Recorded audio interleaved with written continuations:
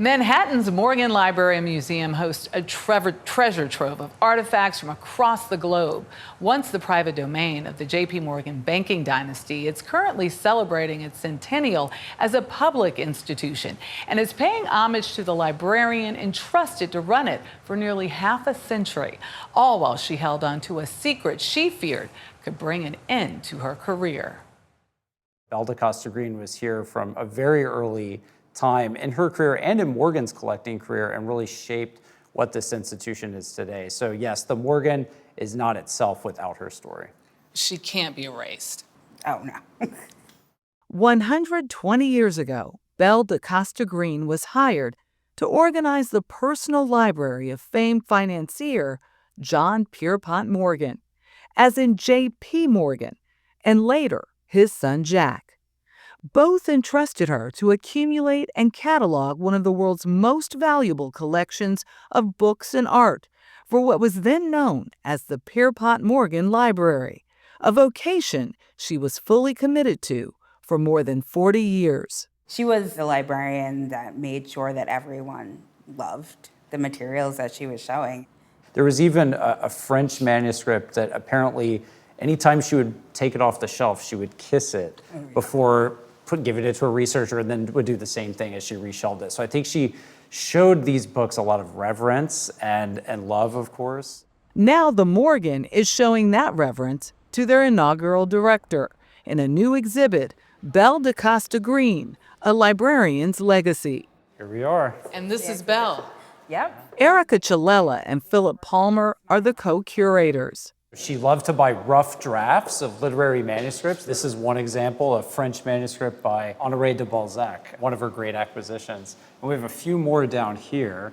A mix of modern and medieval materials. These are books printed by the first English printer, William Caxton. And you can see a newspaper article here showing Belle Green in the auction room $50,000. Exactly. And this same year, she gets a raise to $10,000 a year, which is almost $300,000 today, and becomes really quite a celebrity in the papers. Celebrity that also afforded her access and respect not often given to independent, unmarried women of her time.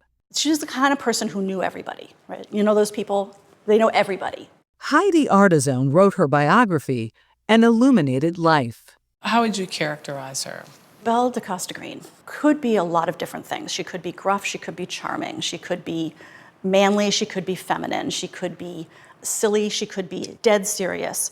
She was an extraordinarily complicated personality. Perhaps because she was hiding a secret. She lied about almost everything for, it turns out, some very good reasons. J.P. Morgan biographer Jean Strauss became fascinated by the woman known as the soul of the Morgan Library and set out to uncover her real story.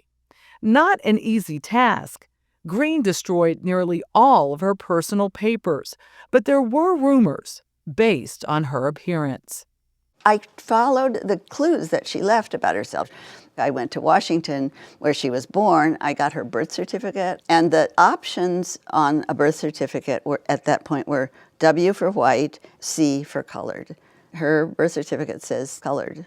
Born Belle Marion Greener, the woman who had long claimed to be Portuguese, was not only African American, but the daughter of trailblazer Richard Theodore Greener. They were both listed in the Dictionary of American Biography, but with no cross-referencing saying that they were connected to each other. Greener was a pioneering force during Reconstruction, Harvard's first Black graduate, a key diplomat in Russia, and the first Black professor at the University of South Carolina.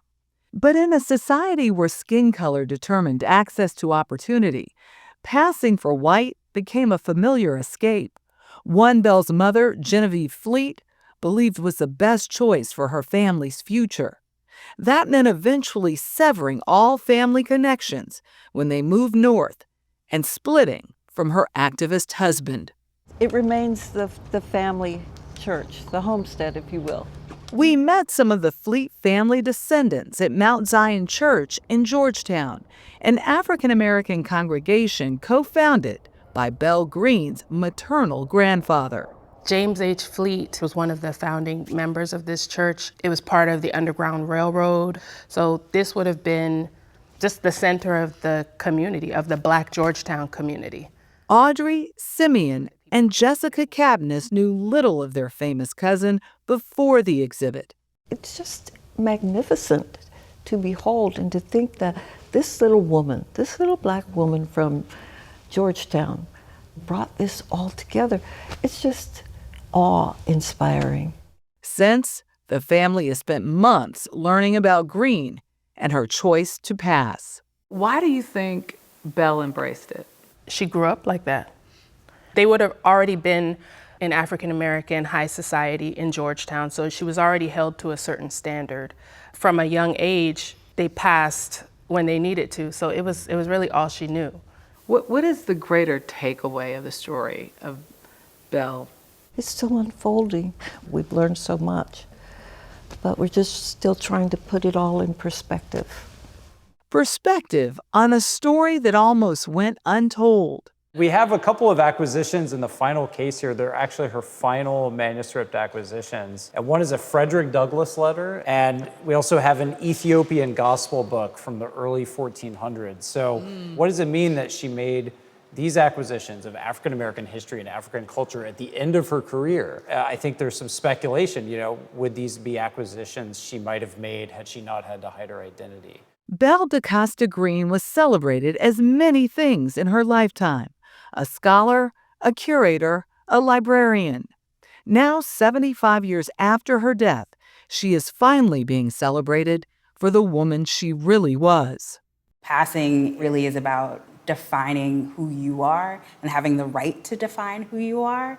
This was a family of means, a family of historical connection, and they mattered. Yeah. They mattered in their community. And still, it wasn't enough. That's what we really hope that people take away.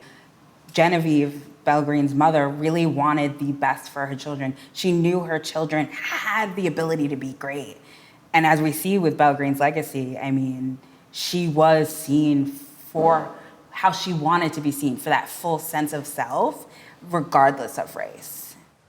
We see it over and over again, this choice that people often have to make because of the racial construct, that they couldn't possibly be as good in order to do whatever it was that they wanted to do. Could not have been a colored woman doing this. Yeah, and there's some who suspect that J.P. Morgan knew, but by the time that he may have known, she had just proven herself. Right. Well, I thought when they said she was a woman who knew everyone, I'm like, that's you! Oh, me. That's you! Well, the exhibit is still going until May 4th, so rush out and check it out.